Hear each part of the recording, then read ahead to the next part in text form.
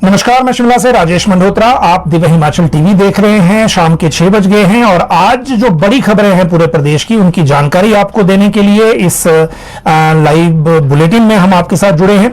और आज बात करेंगे आज की सबसे बड़ी खबर की। जल शक्ति विभाग में वाटर सप्लाई के एक टेंडर में गड़बड़ी की बात सामने आने के बाद deputy chief minister Mukesh Agnihotri ने एक बड़ा एक्शन किया है। जल शक्ति विभाग में 10 अधिकारियों को एक साथ सस्पेंड किया गया है और यह पूरा मामला क्या है और क्यों ऐसा एक्शन, सख्त एक्शन करना पड़ा, ये सारी चीजें आपको बताएंगे। साथ में बात करेंगे कि कैबिनेट जो बैठक है मुख्यमंत्री ने बुला ली है, उस कैबिनेट की बैठक में किन किन चीजों को लेकर आप चीजों को अपेक्षित रख सकते हैं कि जिनमें फैसले होने हैं, और ये बैठक कब होगी, किस तरह से आगे बात चलेगी, ये कैबिनेट की बैठक से रिलेटेड जानकारी होगी। 7 पोस्ट कोड को लेकर हमने आज आपको एक जानकारी अखबार के माध्यम से दी थी। कल रात में ये लेट डेवलपमेंट थी। कैबिनेट को रिकमेंडेशन हो गई है रिजल्ट घोषित करने को लेकर, और जिनमें रिजल्ट घोषित हो गए हैं जैसे मार्केट सुपरवाइजर है उनमें अपॉइंटमेंट देने को लेकर। लेकिन अभी कौन सा ट्विस्ट उसमें बाकी है इन भर्तियों के मामले में जो पेपर लीक में उलझी हुई थी, उसको लेकर भी आज आपके साथ बात करेंगे कि कैबिनेट में यह फैसला अभी होगा या नहीं होगा। स्कूलों का टाइम बदला गया है मौसम के हिसाब से देखते हुए। आउटसोर्स भर्ती के केस में ट्विस्ट आ गया है। कल ये सुनवाई पूरा जो हाई कोर्ट में हुई कंप्लीट नहीं हो पाई, दोबारा 8 तारीख को लगा है, लेकिन स्टे नहीं हट पाया। और जो आगे उम्मीद क्या है उसको लेकर भी अब बात करेंगे। बुजुर्ग पटवारियों की भर्ती को लेकर फिर से विज्ञापन निकले हैं कई जिलों में, लेकिन ये क्या सही कदम है या नहीं और उसकी वजह क्या है वो आपको बताएंगे। राज्य सरकार ने विधानसभा में कर्मचारियों को 2003 से अनुबंध की सीनियरिटी रोकने के लिए एक बिल पारित कर रखा है। वो बिल अभी गवर्नर हाउस पहुंचा नहीं है, लेकिन बिल से पहले वहां कर्मचारी पहुंच गए हैं। आज कौन से कर्मचारी एसोसिएशन ने राजभवन से उस बिल पर चर्चा की है, इससे पहले कि बिल गवर्नर के पास आए, इस चर्चा में क्या क्या बातें हुई हैं वो बात करेंगे। और दूसरी बात इसमें साथ में ये होगी कि जो हाई कोर्ट के 3 बड़े फैसले आ जाए हैं। कल राजस्व मंत्री जगत सिंह नेगी ने राजभवन को लेकर एक टिप्पणी की थी कि नौ तोड़ के मामले में अगर एफसीए को सस्पेंड करने की अनुमति गवर्नर हाउस से टाइम पे नहीं मिली तो उन्हें लोगों के साथ मिलकर सड़क पे उतरना पड़ेगा।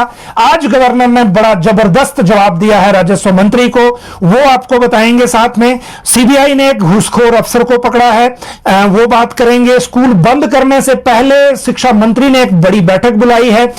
जो मर्जर जिनका करना है या जिनको जीरो एनरोलमेंट के बाद बंद करना है, बंद वैसे बहुत सारे हो भी चुके हैं, इस फैसले के विरोध में भी कुछ एसोसिएशन है, वो भी बात करेंगे। 2 अफसर बदले गए हैं आज सरकार के द्वारा, 3 कल बदले गए थे। और अगर आपको याद होगा तो ये मैंने 3 दिन पहले आपको बताया था कि कुछ चीजें चल रही हैं जो एडमिनिस्ट्रेटिव तौर पर रिशफल की, इस तरह के अभी ऑर्डर और भी आते रहेंगे, जो ये 5 जनवरी के बाद ज्यादा ऑर्डर भी संभव है। जहां तक बात बीजेपी के चुनाव की है तो कल से जिला चुनाव बीजेपी के शुरू हो रहे हैं। जयराम ठाकुर की ड्यूटी लद्दाख लगी है। हिमाचल में जो प्रदेश अध्यक्ष चुनने की ड्यूटी जो है वो एमओएस जो है minister of state Jitendra Singh, उनकी लगी है। पूरी बात इस पे करेंगे। दिल्ली के चुनाव में एक रोचक मुकाबला होगा कालकाजी विधानसभा क्षेत्र पर, जहां पर वर्तमान चीफ मिनिस्टर दिल्ली की आतिशी के साथ मुकाबला अलका लांबा का होने वाला है, जो हिमाचल कांग्रेस में चुनाव से पहले हिमाचल में भी बहुत सा काम करके गई हैं। भुंडा महायज्ञ में एक अपडेट यह है कि मुख्यमंत्री तो आज नहीं गए, लेकिन विक्रमादित्य सिंह कल जा रहे हैं और कल का दिन वैसे भी क्रूशियल वहां रहने वाला होता है, इसीलिए वो कल जा रहे हैं। बर्फबारी के अलर्ट को लेकर भी आपको जानकारी देंगे। प्रदेश भर में जो मौसम बना हुआ है उसमें एक अलर्ट जो आया है बर्फबारी को लेकर, वैसे तो आज से ही इसका इफेक्ट देखने को मिलेगा, आज रात से ही कुछ ऊंचाई वाले क्षेत्रों में। लेकिन एक नई जो हमें देखने को मिल रही है, पिछली रात को भी एक नई बात देखने को मिली है कि शिमला में रात का टेम्परेचर राइज हुआ है और ये सडन राइज हो रहा है। इससे पहले जब पिछली बार बर्फबारी का स्पेल हुआ था तब भी शिमला में टेम्परेचर सडन राइज हुआ था और उसके बाद उसका इंपैक्ट देखने को मिला था। पिछली रात को शिमला में जो टेम्परेचर है वो 11 डिग्री पाया गया है और ये सामान्य से ज्यादा है आजकल के दिनों में।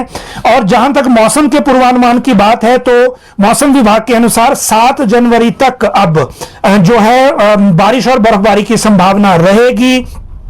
और यातायात भी कई जगह बाधित इसमें हो सकता है। आवश्यक सेवाओं पर भी इसका असर पड़ेगा, क्योंकि इस बार का जो स्पेल है इसमें बर्फबारी बताई जा रही है। ये जो मौसम का पूर्वानुमान है उसकी बात मैं आपको बता रहा था। अब बात करते हैं भुंडा महायज्ञ की। इसके लिए आज मुख्यमंत्री सुखविंदर सिंह सुक्खू ने जाना था, लेकिन वो नहीं जा पाए। मौसम इशू होगा यह भी बताया गया कि हेलीकॉप्टर भी अवेलेबल नहीं है। हालांकि रोडू बाई रोड भी बड़ा दूर है नहीं, लेकिन आज नहीं जाना हो पाया। लेकिन विक्रमादित्य सिंह ने जरूर यह सूचना दी है कि वो कल भुंडा महायज्ञ में मौजूद रहेंगे। रोहडू के स्पेल वैली में हो रहा है ये, और क्योंकि बहुत अरसे बाद होता है, 100 करोड़ से ज्यादा का खर्चा इसमें हो रहा है। देव परंपराओं का एक अनूठा आयोजन इसको कह सकते हैं आप। और जिनको देव परंपराओं की जानकारी है उस हिसाब से ये एक बड़ा उत्सव होता है। विक्रमादित्य सिंह ने खुद कहा है कि वो कल लोगों के बीच में रोहडू में भुंडा महायज्ञ में शामिल होंगे। जहां तक बात बीजेपी के चुनाव की बात करें, इससे पहले दिल्ली की विधानसभा चुनाव को लेकर जिसका अनाउंसमेंट अब होने वाला है, बहुत कम समय रह गया है उसके अनाउंसमेंट का। वहां पर कालकाजी विधानसभा क्षेत्र है दिल्ली का, 51 नंबर का। इसमें कांग्रेस ने जो अलका लांबा जो है उनके कैंडिडेचर को अप्रूव कर दिया है, और वो वहां से जो वर्तमान में मुख्यमंत्री हैं आतिशी मारलेना, उनके खिलाफ चुनाव लड़ेंगी। हालांकि अगले चुनाव में बेशक आतिशी चाहे जीते चाहे हारें, लेकिन मुख्यमंत्री अरविंद केजरीवाल का ही दावा है अगले चुनाव में। इसीलिए कालका जी का ये चुनाव इंटरेस्टिंग रहने वाला है। जहां तक बात इसके बाद बीजेपी के चुनाव की है, तो दो तरह की अपडेट अभी हमारे सामने है। पहली अपडेट यह है कि बीजेपी के प्रदेश अध्यक्ष का चुनाव होना है इसी महीने जनवरी में, 15 जनवरी के आसपास इस बारे में अपेक्षा है चुनाव होने की।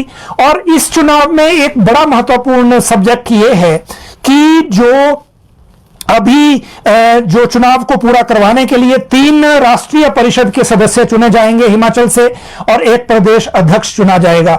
इसके लिए जो पीएमओ में राज्य मंत्री हैं डॉक्टर जितेंद्र सिंह, उनकी ड्यूटी लगाई गई है हिमाचल के लिए। वो यहां पर चुनाव अधिकारी होंगे। और जो नेता प्रतिपक्ष हैं जयराम ठाकुर, उनकी ड्यूटी लद्दाख में लगी है, जो वहां पर चुनाव अधिकारी होंगे इन चुनावों को लेकर। तो एक अपडेट तो ये है। लेकिन दूसरा अपडेट यह है कि जिला के जो चुनाव है, जिला अध्यक्षों के चुनाव, वर्तमान में बीजेपी के पास 17 जिले हैं और 171 मंडल हैं। 171 मंडलों में से 30 में अभी चुनाव होना है। 141 मंडल का कंप्लीट हो गया है। और जिला अध्यक्ष चुनाव का जो शेड्यूल आया है वो चुनाव 4, 5 और 5, 6 को है। मतलब 4 को नॉमिनेशन, 5 को चुनाव और 5 को नॉमिनेशन, 6 को चुनाव। 17 जिलों में यह चुनाव होना है, यानी कि कल से जिला अध्यक्षों के चुनाव शुरू हो जाएंगे। जिला अध्यक्षों के चुनाव कंप्लीट होने के बाद फिर प्रदेश अध्यक्ष के चुनाव को लेकर आगे प्रक्रिया शुरू होगी। तो ये चुनाव हैं। अब बात करते हैं 2 अफसर जो बदले गए हैं। ये एचएएस अधिकारी हैं। देखो, रॉबिन सिंह हैं, इनको रॉबिन जॉर्ज हैं, इनको अतिरिक्त निदेशक टूरिज्म भी थे, और साथ में इनके पास जो निदेशक ग्रामीण विकास का जिम्मा भी था। अब इनको पर्यटन विभाग में ही नियुक्त कर दिया गया है, जबकि ग्रामीण विकास विभाग में अब ये काम नहीं करेंगे। दूसरी तरफ मनीष कुमार सोनी, ये एक अपने आप में एक अलग खबर है। इनको बेसिकली लगाया गया है सहायक बंदोबस्त अधिकारी, assistant settlement officer, ASO Shimla, जिस सीट पर कोई काम ज्यादा होता नहीं। लेकिन ये हमीरपुर में थे पहले, और हमीरपुर में रहते हुए इनका चुनाव कर दिया गया था, इनका ट्रांसफर कर दिया गया था शिमला। आरोप यह लगा था कि जो लोकल वहां पर, क्योंकि उस वक्त उपचुनाव हुआ था और जो आशीष शर्मा है वहां से, उनके साथ इनको जोड़ के देखा जा रहा था। 4 महीने तक इनको सरकार ने कोई काम नहीं दिया। शिमला में इनको बिल्कुल बेला रखा गया, और अब इनकी ऑर्डर हुआ है एएसओ शिमला को लेकर 4 महीना फ्री रखने के बाद। अब बात करते हैं घूसखोर अफसर सीबीआई ने पकड़ा है। सीबीआई और ईडी तो आपको पता ही है जो मामला चल रहा है, ये शिमला के ईडी ऑफिस को लेकर है। लेकिन सीबीआई ने रिश्वत के साथ अब एक और अधिकारी को गिरफ्तार किया है, दूरसंचार विनियामक प्राधिकरण दिल्ली का, ट्राई जिसको बोलते हैं। और ये सिरमौर में एक्शन हुआ है। एक केबल ऑपरेटर से लाइसेंस के लिए 1 लाख रुपए की डिमांड इसने की थी। सीबीआई ने ट्रैप लगा के रंगे हाथ इसको पकड़ लिया है। सिरमौर के केबल ऑपरेटर की शिकायत थी, और उसके बाद बाद ये एक्शन हुआ है। ये जो सीबीआई की तरफ से अपडेट हमने आपको दी। अब बात करते हैं इसके बाद जो मामले हैं स्कूल बंद करने को लेकर बैठक की। देखिए, शिक्षा विभाग ने 6 जनवरी को एक बैठक बुलाई है। 21 सूत्रीय एजेंडे पर यह बैठक होने वाली है। हायर और सेकेंडरी डिप्टी डायरेक्टर इसमें होंगे। हाल ही में 37 नए डिप्टी डायरेक्टर चुने गए थे, उनको नियुक्त कर दिया था। उसके बाद यह बड़ी बैठक पहले होने वाली है। अब इस बैठक में जो डिस्कशन की जाएगी, जो बाकी सारे मामले हैं पड़े हुए उनको लेकर, हॉस्टल में छात्रों की संख्या का आंकड़ा, कोर्ट केस के पेंडिंग मामले, पंचायतों के नजदीक स्कूल जहां पब्लिक लाइब्रेरी उपलब्ध है, लाइब्रेरी खोलने और बंद करने संबंधी डिटेल, क्योंकि सरकार ने कहा है कि स्कूल की लाइब्रेरी लोगों के या गांव के बच्चों के काम भी आनी चाहिए। करियर काउंसलिंग और गाइडेंस सेल की जानकारी, school development plan, anti drug squad, इस तरह की बातें इसमें होंगी। लेकिन जो बहुत सारे स्कूल जो और ऐड हो गए हैं 300 से ज्यादा जीरो एडमिशन के या कम एडमिशन के, उन स्कूलों को बंद करना है, मर्ज करना है या नहीं, उसको लेकर फैसला इस बैठक के बाद हो सकता है। यह बैठक 6 जनवरी को बुलाई गई है। इसके बाद कैबिनेट की बैठक होनी है। तो ये आपस में रिलेट कर रही हैं चीजें, ताकि जो स्कूल बंद करने को लेकर भी फैसला सरकार लेगी या नहीं। हालांकि आज बेरोजगार कलाध्यापक संघ ने स्कूलों को बंद करने का विरोध किया है और यह सरकार का फैसला ठीक नहीं है। इससे फ्यूचर में ड्रॉप आउट रेट बढ़ेगा और दूसरी तरफ जो गरीब बच्चों को एजुकेशन के लिए एक एक्सेस है वो प्रभावित होगा। ऐसा इन्होंने आज कहा है संघ ने।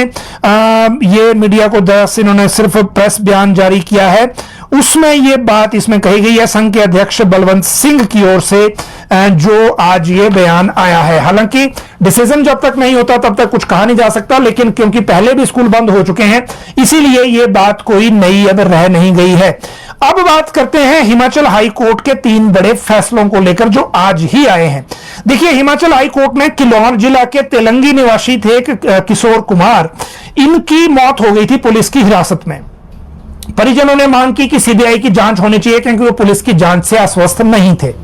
इसीलिए हिमाचल हाई कोर्ट ने चीफ जस्टिस का जो बेंच है उन्होंने मृतक की पत्नी चंद्रकला की याचिका पर गृह सचिव जो होम सेक्रेटरी हैं और डीजीपी हैं और एसपी किन्नौर हैं और थाना प्रभारी रिकांगपियो हैं कल्पा को, उनको नोटिस जारी कर जवाब मांगा है।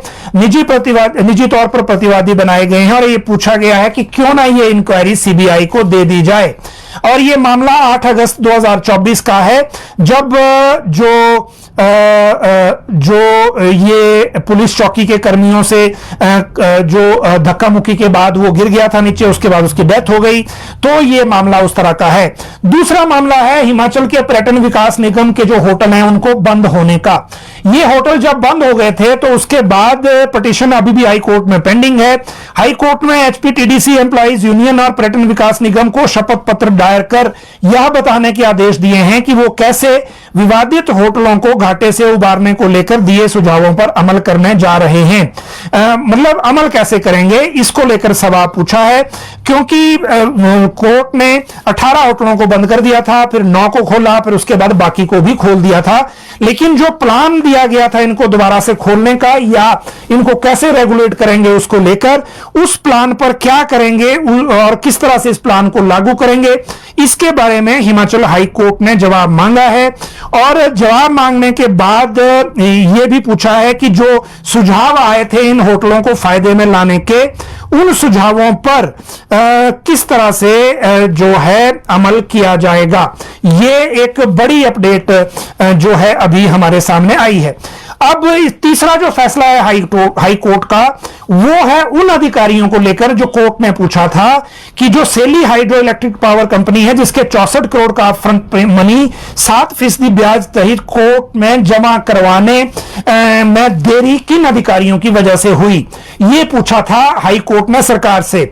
प्रदेश सरकार ने यह कहा है कि उन्हें अभी भी ऐसे अधिकारियों का पता नहीं लग पाया है। अब आप इसमें हैरानी समझिए या नहीं, लेकिन कई बार कुछ खास अफसर भी होते हैं जिनको बचाना भी होता है, इसलिए हो सकता है ये संभव ये हो।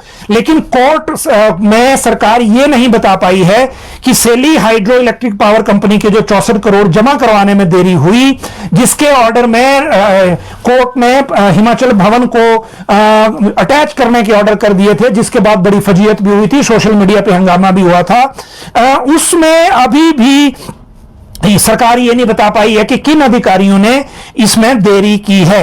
कोर्ट ने 18 नवंबर को जारी आदेशों के तहत 15 दिनों की अवधि के भीतर जांच पूरी करने और जांच की रिपोर्ट अगली तारीख को कोर्ट के समक्ष प्रस्तुत करने के आदेश दिए हैं। यह है मामला जो 64 करोड़ की देनदारी को लेकर है। हालांकि अभी तक 64 करोड़ सिर्फ कोर्ट में जमा हुए हैं, आगे दिए नहीं हैं। ये कोर्ट के मामले थे।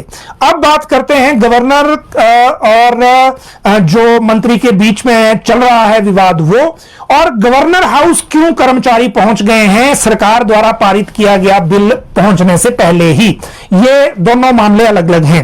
पहली बात कर लें मंत्री बनाम गवर्नर की। कल राजस्व मंत्री जगत सिंह नेगी ने मीडिया के साथ बातचीत में एक बयान दिया और उन्होंने कहा कि अगर नौतौड़ नियम जो है उसमें नौतौड़ आवंटन जल्दी नहीं हुआ और गवर्नर ने एफसीए को सस्पेंड नहीं किया, नोटिफिकेशन नहीं की, तो राजभवन के खिलाफ लोगों के साथ मिलकर उन्हें जो है वो धरना प्रदर्शन करना पड़ेगा। ये जो एक मामला इसमें है। लेकिन इस धरने प्रदर्शन की बात जब कही, नेचुरली गवर्नर हाउस को ये अच्छी नहीं लगनी थी। आज गवर्नर ने जो आपदा प्रभावित है, अग्निकांड प्रभावित कुल्लू के तांदी गांव के बंजार में जो हुआ था, उनके लिए राहत सामग्री की गाड़ियां भेजी। उसके बाद मीडिया वालों ने यह सवाल पूछ लिया मंत्री को लेकर गवर्नर से। गवर्नर ने बहुत अच्छा और बहुत प्यार से जवाब दिया। उन्होंने कहा कि देखिए, एक बात तो यह है कि गवर्नर हाउस नियमों के तहत काम करेगा। जो नौतौड़ का मामला है उसमें मैंने क्वेरीज पूछी हैं कि आप पहले यह बताइए कि उसमें लाभार्थी कौन है, किन लोगों को सरकार जमीन देना चाहती है किन्नौर में, क्या उनके पास 20 एकड़ या 20 बीघा है पहले या नहीं है, और वो लाभार्थियों की सूची हमें चाहिए। क्योंकि इससे पहले मंत्री खुद कह चुके हैं कि 3 बार एक्ट को सस्पेंड किया गया लेकिन एक एक लाभार्थी को ही जमीन दे सके। ऐसा दोबारा ना हो, इसके लिए राजभवन लिस्ट चाहता है। यदि सब कुछ फेक ही करना है तो परमिशन नहीं मिलेगी, यदि सही करना है तो फिर लिस्ट पहले प्रोवाइड करवाइए, क्योंकि राजभवन नियमों के तहत काम करेगा। दूसरी बात उन्होंने ये कही कि उन्होंने ही मंत्री को ओथ दिलाई है, राजभवन नहीं दिलाई है, तो वो मंत्री का सम्मान करते हैं। बेशक वो राजभवन का सम्मान ना करें।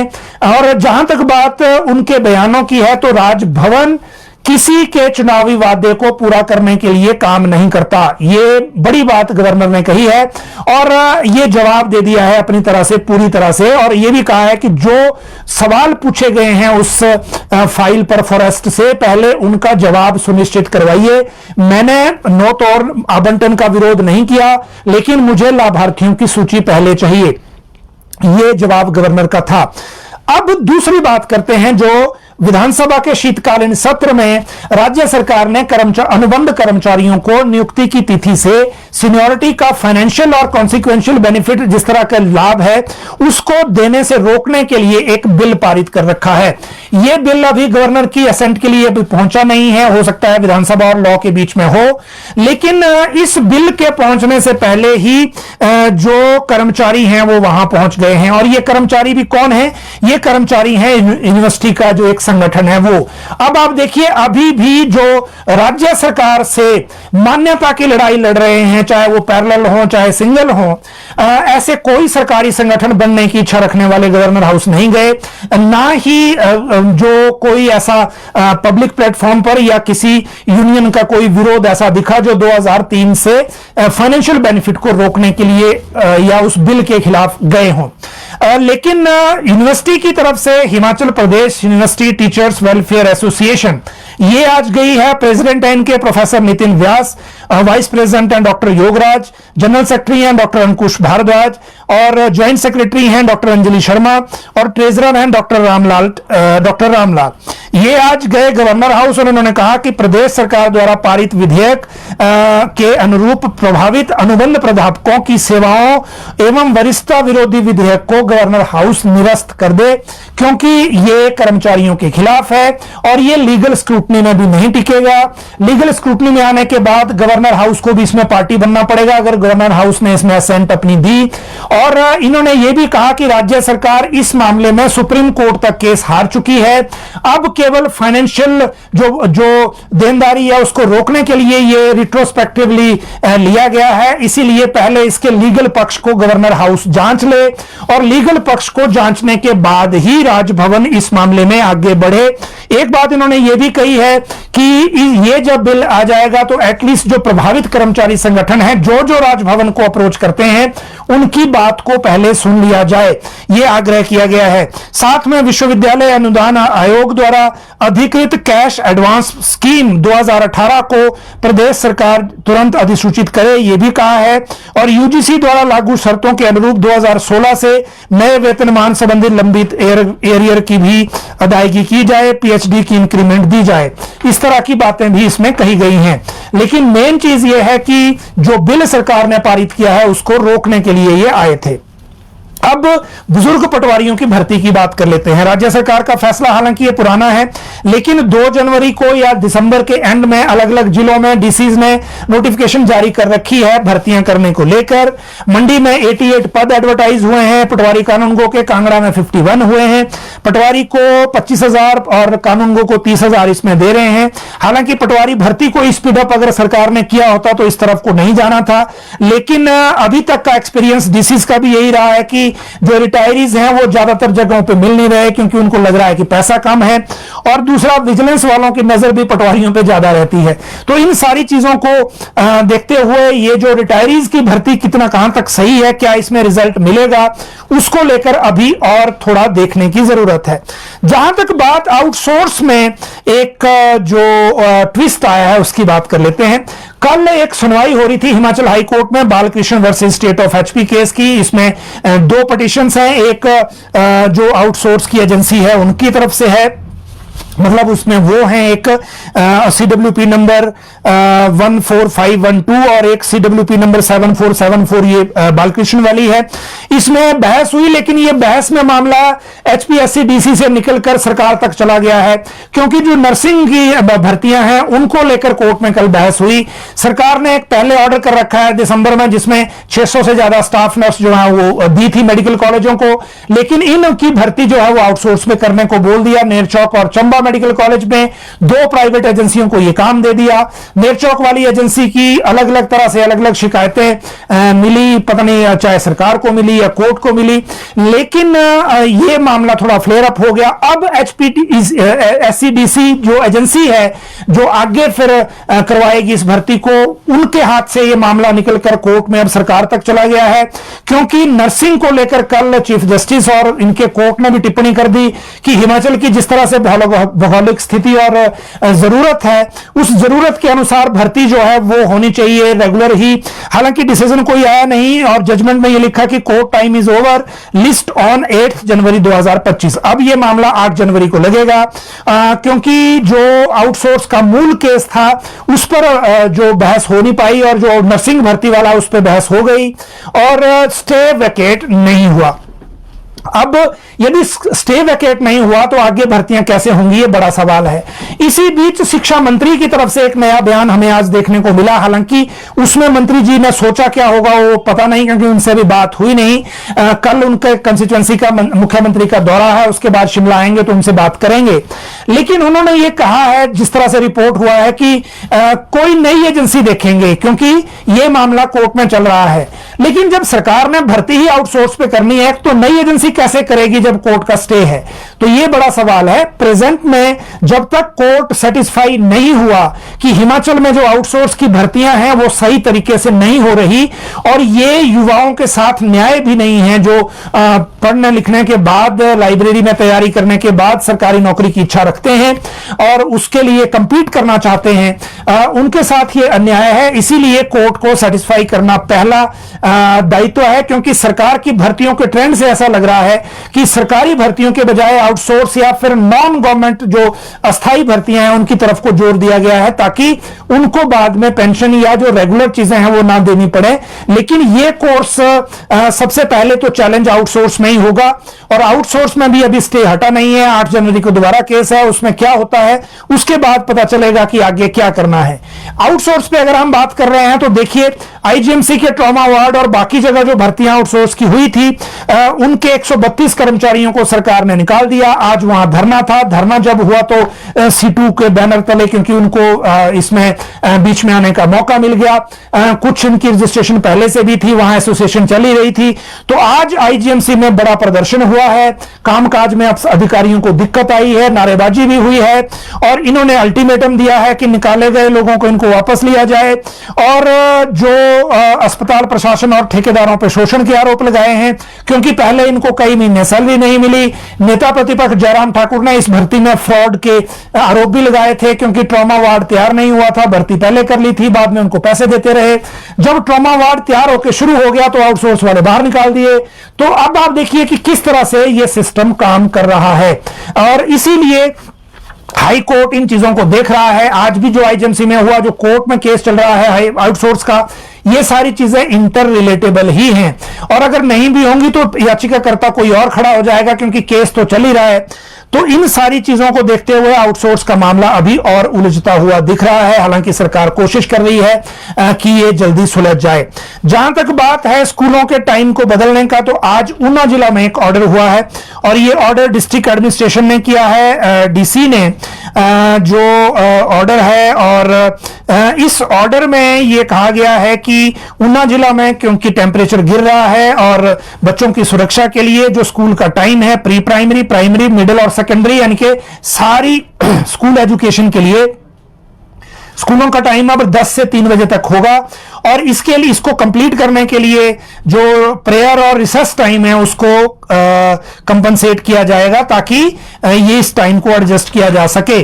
और ये जो ऑर्डर है ये कर दिया गया है 4 जनवरी से 31 जनवरी तक, यानी कि पूरा जनवरी महीने में ऊना जिला में जो स्कूलों की टाइमिंग है वो अलग रहेगी। ये एक अलग बात है इसमें, जो बाकी जिलों में अभी ऑर्डर होता है कि नहीं उसके लिए देखना पड़ेगा। अब बात करते हैं जो कैबिनेट आ गई और जो 7 पोस्ट कोड हैं उन पे डिसीजन की। देखिए पहली बात तो ये कि जो कैबिनेट सब कमेटी है deputy chief minister Mukesh Agnihotri वाली, उन्होंने ये कहा था सरकार के 2 साल जब हो गए बिलासपुर में कि जो भी पेपर लीक में भर्तियां फंसी हैं उनको 1 महीने के अंदर क्लियर कर देंगे। उसके बाद जो धर्मशाला में शीतकालीन सत्र हुआ तो वहां पर कैबिनेट सब कमेटी की एक इन्होंने बैठक की और उस बैठक में एक खाका दिया गया अधिकारियों को। हमने वो उस दिन भी इनसे सवाल भी पूछे थे जब ये बैठक के बाद निकले थे उस कमरे से, कॉन्फ्रेंस हॉल से। और उसके बाद शिमला में इन्होंने एक बैठक की। उस बैठक के बाद जब कल ये रिकमेंडेशन कैबिनेट को चली गई तो उसके बाद हमने आज इस अखबार के माध्यम से भी आपको इसकी जानकारी दी है। लेकिन देखिए इस कैबिनेट सब कमेटी ने पोस्ट को 980 ड्राइंग मास्टर, 962 क्लर्क सचिवालय वाला, 971 lineman, 928 stenotypist, 977 market supervisor, 916 fireman और 970 जूनियर इंजीनियर सबको एक साथ क्लियर करते हुए फुल कैबिनेट के लिए रिकमेंड कर दिया है। और उसमें यह भी कहा है कि जो अधिकारियों की कमेटी, ऑफिसर्स कमेटी थी जिसने पेपर लीक की भर्तियों को रद्द करने की सिफारिश की थी, उन सब कमेटी ने यह कहा क्योंकि उस ऑफिसर्स कमेटी ने कोई एविडेंस जो है वो वेरीफाई नहीं किया। टेस्टिफाई शब्द यूज किया गया है कि कोई एविडेंस टेस्टिफाई नहीं किया, किसी का इंटरव्यू नहीं किया और जो उनकी जो रिकमेंडेशन है वो मैनुअल है, जस्ट एक अजम्पशन पे आधारित है। और अगर उन्होंने कोई टेस्टिफिकेशन की है तो अगली कैबिनेट की बैठक में इन अधिकारियों से पूछकर उसको कैबिनेट में लाया जाए। और लॉ डिपार्टमेंट को कहा है कि जैसे नीट की जजमेंट आई थी नीट के केस में सुप्रीम कोर्ट की, उसका क्रक्स भी जो है वो फुल कैबिनेट में लाया जाए। तो एटलीस्ट कैबिनेट सब कमेटी के आधार पर यह रिकमेंडेशन हो गई है। अब कैबिनेट की बैठक आने वाली है 9 जनवरी को। 9 जनवरी को कैबिनेट की बैठक मुख्यमंत्री ने बुलाई है। इस बैठक में यह मामला लगता है या नहीं ये उस दिन पता चलेगा। हालांकि कैबिनेट सब कमेटी ने जो 1 महीने का अपना जो वादा किया था वो कंप्लीट हो गया है, विद इन मंथ उन्होंने क्लियर करके आगे कर दिया। अब आगे कैबिनेट ने करना है और कैबिनेट 9 तारीख को बुलाई गई है। हालांकि इस कैबिनेट में और भी बड़े सारे एजेंडे आने वाले हैं, उन एजेंडा को लेकर हम आगे आपसे बात करेंगे जब यह मामला कैबिनेट में, जब कैबिनेट नजदीक आएगी। अब बात करते हैं जो एक बड़ा एक्शन आज deputy chief minister Mukesh Agnihotri ने किया है और यह भ्रष्टाचार पर बड़ी कार्रवाई है। इस सरकार के दौरान पहली कार्रवाई है। कार्रवाई क्या है कि ठियोग में एक मामला सामने आया कि जब जल संकट चल रहा था तो वहां पर जो एडमिनिस्ट्रेशन है, एसडीएम, उन्होंने एक टेंडर करना था, वाटर सप्लाई का करते ही हैं, टैंकर सप्लाई के जरिए पानी का। वहां पर जो एसडीएम के बजाय, प्रशासन के बजाय ये काम दे दिया गया जल शक्ति विभाग के अधिकारियों को, जबकि राज्य सरकार के निर्देश हैं कि ये एडमिनिस्ट्रेशन ही करेगा, विभाग सिर्फ उसमें जो प्रोसीजरल चीजें हैं उनको पूरा करेगा। और वहां पर जो पता ये चला कि बाद में जब ये जेएसवी को काम दे दिया गया तो जिसको काम ये दिया गया उसने फर्जी जो है वो गाड़ियों के नंबर, जैसे पहले इस तरह के केसेस आए हुए हैं, उसमें जो है Honda city car, horticulture director की बुलेरो और बाइक अल्टो कार, इन सब के नंबर डाल के इन गाड़ियों में पानी पहुंचाया गया, ऐसा कहा गया। और 1,13,00,000 रुपए के बिल जो है वो क्लियर कर दिए गए। ये मामला आरटीआई के जरिए एक टैंकर की सप्लाई का पेमेंट के जरिए बाहर आया। सबसे पहले दिव्य हिमाचल ने इसको छापा था, लेकिन वो लोकल में छपा था, ठियोग से खबर आई थी। उसके बाद जो वहां कुलदीप सिंह राठौर हैं, लोकल एमएलए, उन्होंने इसका हल्ला किया, लेकिन कुछ नहीं हुआ, उन्होंने लोकल लेवल पर ही ठियोग में ही बात की। लेकिन राकेश सिंघा ने इस मामले को चीफ सेक्रेटरी और शिमला तक पहुंचा दिया, मीडिया में बाइट भी दी। इसके बाद उप मुख्यमंत्री मुकेश अग्निहोत्री ने जो एसीएस जेएसवी हैं ओंकार चंद शर्मा, उनको जांच का जिम्मा दिया। और जांच का जिम्मा देने के बाद आज 12 बजे तक इसमें इंक्वायरी रिपोर्ट मांगी गई थी। आज हमने अखबार में यह खबर भी छापी है कि इंक्वायरी ऑर्डर हुई है।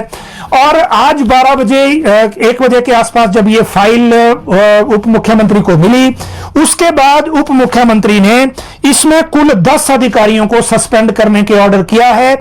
इसमें एक्सीएन जो है जेएसवी डिवीजन, जो एक्सीएन है अशोक कुमार भोपाल मतियाना के, एक एक्सीएन कसुंटी बसंत सिंह, एक एई हैं परनीत ठाकुर मतियाना के, एक एई कोटी के राकेश कुमार, एक AE presently posted at JSV Kotgarh Vivek Sharma, JE Theog Mastram Brakta, JE Laphu Ghati Suresh Kumar, JE Matiyana Neemchand, JE 9 retire हो गए हैं, लेकिन वहां थे जब ये टैंकर इन्होंने भी पानी पिलाया था फर्जी नंबरों से।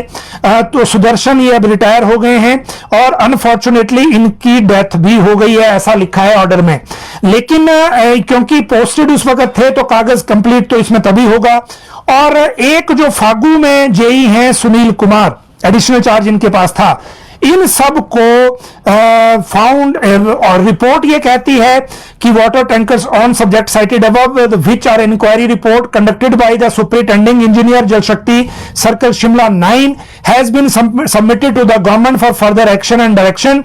The matter has been examined and found the lapses on the part of following officers of Jal Shakti Vibhag.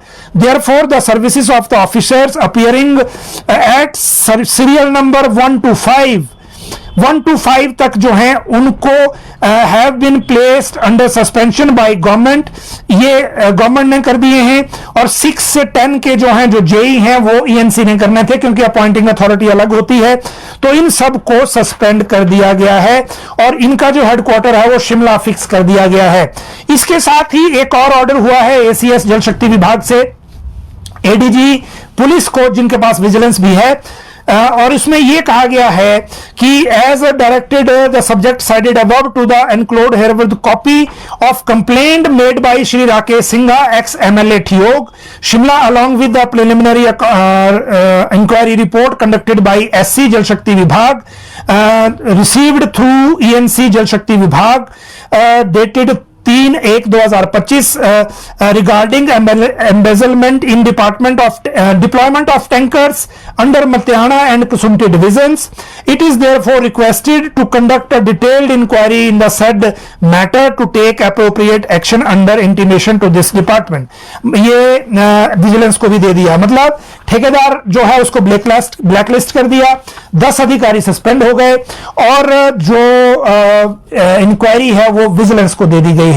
तो ये बड़ी कार्रवाई आज की गई है राज्य सरकार की ओर से और ये एक्शन किया है deputy chief minister Mukesh Agnihotri ने।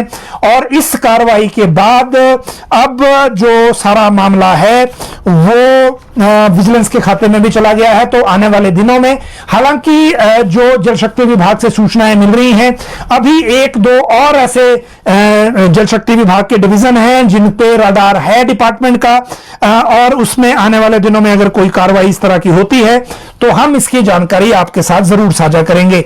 लेकिन आज जितनी बातें हमने आपसे के साथ की, चाहे वो एम्प्लॉइज का बिल है, चाहे बाकी मैटर है, कैबिनेट आगे आने वाली है, उसके एजेंडा से रिलेटेड भी हो सकता है। अगर कोई क्वेरी आपकी है तो इसी कमेंट बॉक्स में करें ताकि हम उसका रिप्लाई आपके लिए ला सकें। आप सब लोग लाइव जुड़े, बहुत बहुत शुक्रिया।